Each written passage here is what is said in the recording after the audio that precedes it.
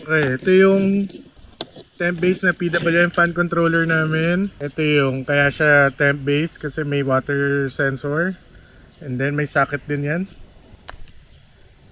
Waterproof yung socket. Okay, clip. And then ito yung bypass. Tawag namin dito what the fuck na socket kasi alisin mo lang yan, mag 100% yung fan. Tapos pag binalik mo ulit, babalik siya dun sa normal na settings kung ilan natin sinet. And then ito yung socket para dun sa fuse box para lahat kasi nasa service gusto namin. Then ito yung access na socket. Dito namin sinasaksak yung laptop.